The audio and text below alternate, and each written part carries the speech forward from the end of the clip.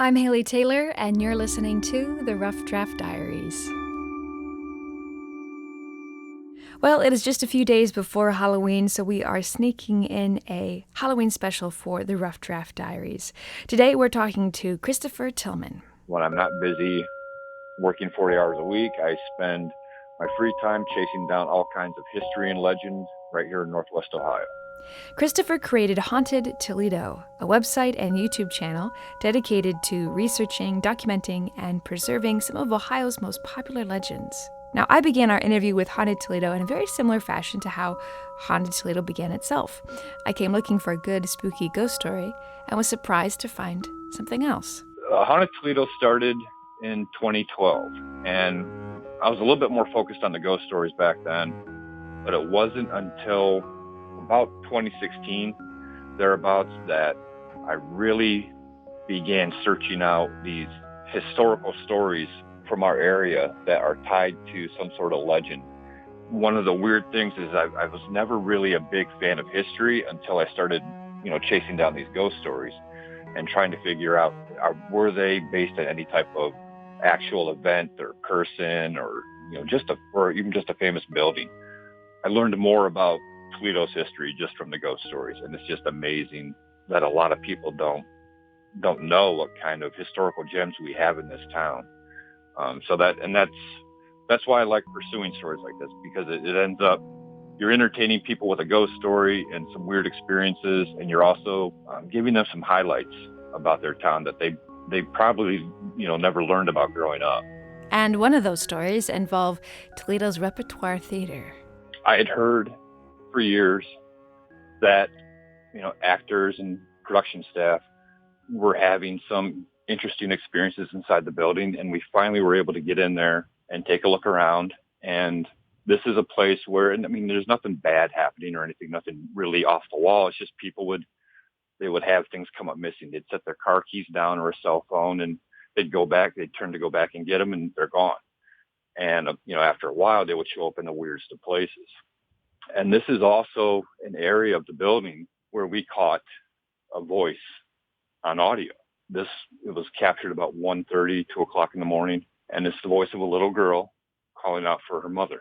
And when you look back into the history of that property, about 1907, 1906, there was a girl named Mary Sullivan that lived in a house which used to sit on the parking lot of the Rep. And she was, according to the newspaper articles, she was headed across the street to go to the store for her mother. She had a stroke when she was younger, and so had a pronounced limp.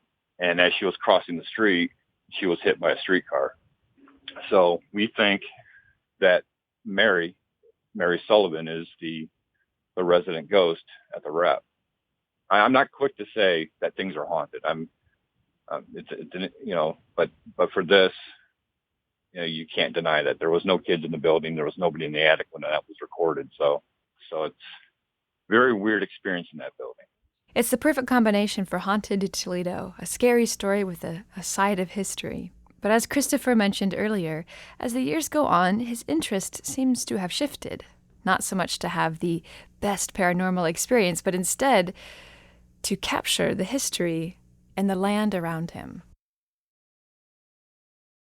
And one of the big things too was in 2016 when we were looking at getting into Riverside Hospital. We struggled for up into 2018 to get inside Riverside Hospital because we knew that they were going to knock the building down.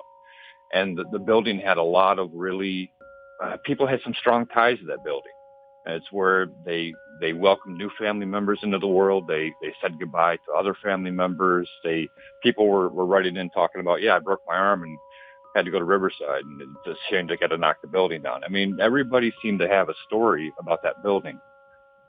This was also at a time when some of the legends and the stories that I was learning about across the state, these buildings were being condemned and torn down, or they were, a developer bought the land and he was going to knock the building down.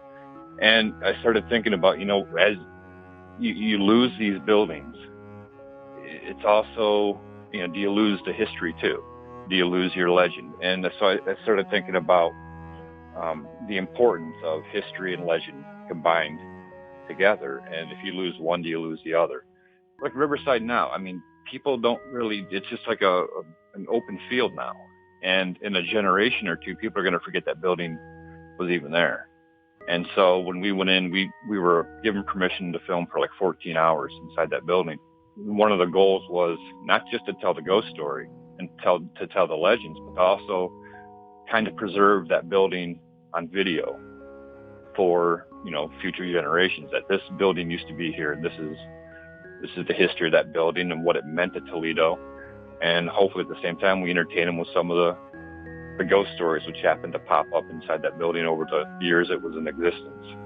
So it's a weird way of teaching history, but it's I don't know, it's kind of a fun way, I think. I'm Haley Taylor, and thanks for listening to this episode of the Rough Draft Diaries.